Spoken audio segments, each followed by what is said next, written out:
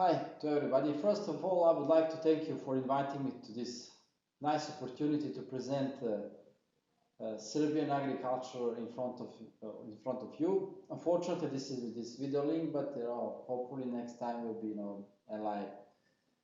My name is Goran Živkov, and I'm representing company SEEDEV. I'm one of the owners of SEEDEV, which is registered in Serbia and in Croatia, and we are, I would say, a leader in the consultancy businesses in Serbia when we're talking about local companies.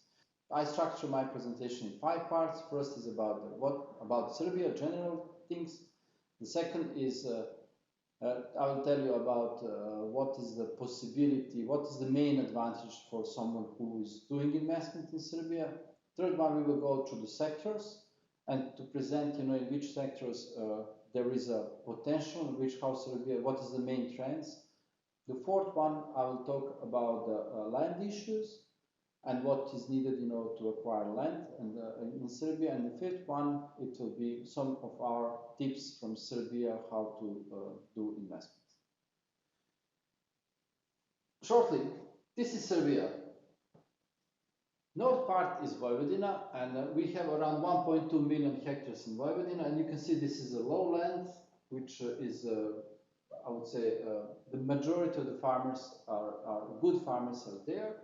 And then there is central Serbia, which is hilly mountain region.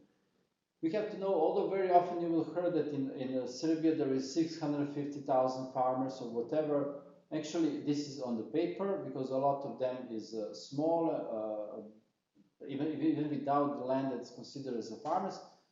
Actually, in Vojvodina you have 22,000 farms who is cropping 80% of the land. In central Serbia you have 155,000 farmers who is cropping 80% of the land. Total land area is 3.7 million hectares of arable land, or around 5.1% million hectares of agricultural land. As I said, the main area is Vojvodina, where dominate cereals, oil crops, sugar beet, fruits, vegetables. Almost all cereals production is there. Serbia is also famous with, in the western part you have raspberry. Serbia is currently is the third biggest producer of raspberry and the second biggest exporter. You will find this is very small area here. Livestock production is based, of course, in Vojvodina in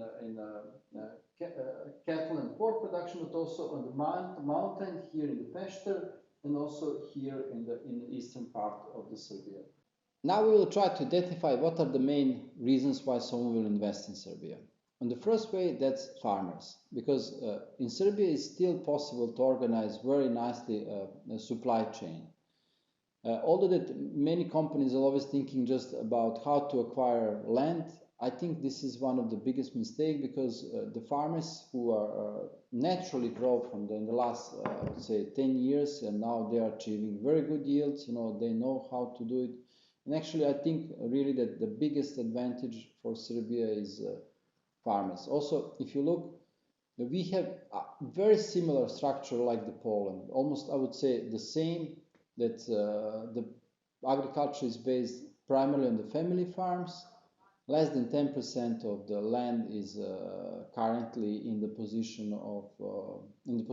of companies, and farmers is really the more advanced and doing much better.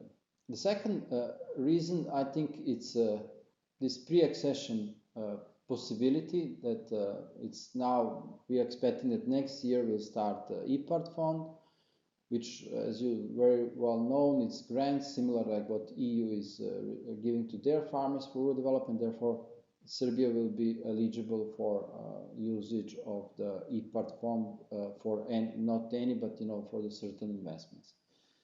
The next one, the advantage is that we have free trade agreements, very favorable free trade agreements, meaning with EU we have almost all, for all the products, zero tariffs. We have in the CEFTA region, we have zero tariffs, and we are definitely, majority of the products are sold there. Then also we have a free trade agreement with the EU, sorry, with the US, where we have general preferences, and also we are having free trade agreement with Russia, where majority of the products are basically sold on the Russia market with zero tariffs. We have also Serbia will become member of the EU. We are in the pre-accession stage. That means that, in next several, let's say 7, 8, 10 years, we will become member of EU, and then all that requiring the market and then subsidies. Serbia also has quite significant domestic market, the biggest one in the region. Serbia is the biggest country in the CEFTA. And also we have Danube, which is one of the potential which start to be heavily used, especially when we are talking about the export of cereals. In Constanza we are, and also with Danube we have access to from Rotterdam to Constanza, which is currently, I would say, the most favorable route for the oil crops and cereals. Also, a lot of products in Serbia has quality, meaning that it's also this regional recognitions that this can be definitely used. If you look at the structure of production in Serbia, you will see that definitely the highest value of production is cereals, primarily maize. Then it's coming pork meat, dairy products, and other meat products. Similar like Italy, Serbia is a country who is growing soybean, sunflowers, and this is also if you look at the slides which is showing the trends. I just need to explain how to look these slides, which shows that zero is world growth. That means if on the right side is that you are growing higher, that your trend is higher than and faster than bigger than the world production. And on the left side, then you are lower. And size of the bubbles is showing the value that we are measuring.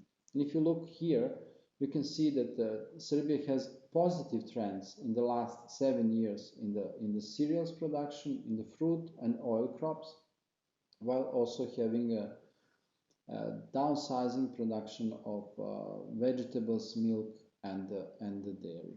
Generally speaking, in the last 10 years, Serbia managed to have to stable value of production, where Vojvodina was really growing. Central Serbia is downsizing. Cereals and oil crops and fruit sector was growing, while the other is downsizing. If you're talking about the importance and shares of Serbian production in the EU and the world, Serbia is definitely a significant producer of stone fruits, including primarily plums, but also peaches and apricots, and also berry fruits, which is dominated by raspberry and blueberries, but also there is a significant production of strawberries. In the EU and Europe, generally, that's also the livestock and oilseed crop. I can definitely talk much more about each specific sector and each specific commodities, and I decided to present like one study that we did. It's basically one of our flagship that SEEDEV is doing, is competitiveness analysis based on the more than 20 different indicators. And you can see here on the slides basically the products listed in around 30 products, and how Serbian products is competitive in comparison with first slide with the world, where you can see that definitely that's raspberry, cherry, sour cherry, plum, quince, and meaning 5 main fruits, and then it's coming maize, sunflower, sugar beet, apricot, strawberry, etc., etc. If you're talking about in relation to the EU, competitiveness in the EU, the big difference is that soy is now coming on the second place. Also that we are, let's say, less competitive in sunflower, like than it was comparing with the world. Finally, if you are comparing with the CEFTA market, there is no big difference, but also only the more cereal, we are more competitive in the cereals production. Also, in the meat in the region is competitiveness of meat is increasing. Couple of words regarding the land purchasing possibility and also land legislation. 87% of the land in Serbia is privately owned by the farmers, or not necessarily by the farmers. This state land is mainly in Vojvodina region. Some part here is on the pasture. Therefore, totally state land is around 800,000 hectares, but officially, I would say that what is the focus is this 250,000 hectares of the state land, which is currently used by the farmers on the auctions for, let's say, short-term or long-term tender auctions based on the tender who pays more. There is some privilege who can rent this state land, and this is livestock farmers. They can get 1 hectare with a privileged price and not going on the tender for 1 hectare per 1 livestock unit. That means that totally in every year, each year, around 250,000 hectares is going of state land is going for auctions, where last year 32% was given with some privileged conditions, primarily to the livestock farmers. That was for leasing land. Expectation is that the state will start to sell this land. First to restitute, to give to the previous owner, and this is around, let's say, 160, 170,000 hectares which will restitute. And other is also that in next 7 to 8 years, the state will start to sell the land. Therefore, we are expecting that in primarily in Vojvodina region, in the next 10 years, you will have possibility to buy around, I would say, 170 or maybe even 200,000 hectares, if not even more. However, currently, you can find the parcels which are not small, let's say from 50 to 100 hectares, mainly from the second round of privatization, or with some land that was not properly used due to the million of reasons, and now they're reselling. Foreigners cannot own the land, but foreign company can. And therefore, we have a lot of examples where, starting from Arabs, to Hungarians, even the Irish company are now cropping land in agricultural land in Vojvodina. If you ask me about the prices, I would say the prices varies for the good agricultural land in Vojvodina is from, let's say, 6,000 to 7,000 euros per hectare up to the 11. Sometimes can be even a bit higher, but not much more higher. It varies on the local market, it varies on the size, varies on the infrastructure existing, but it will not go lower than 7,000 per hectare, neither higher than 11,000. And finally, I would like to give you several tips based on our experience working 15 years in Serbian agriculture, being from one side a policymaker, but also someone who is helping investors. I think in Serbia it's good to bring new technology and to organize supply chain based on that. What does that mean? For example, on the slide you can see that I'm presenting now, you can see how the entrance of the new seeds from domestic, to the foreign seed, how was basically quickly replaced. The second tip is that to try to go on to add value, because one of the serious, I would say even the main problem of Serbia is that we have quite well developed primary production. Our farmers in Vojvodina have 10, 11, 12 tons of maize, is no problem. But we do not have processing industry. Not only processing, but any what's mean added value.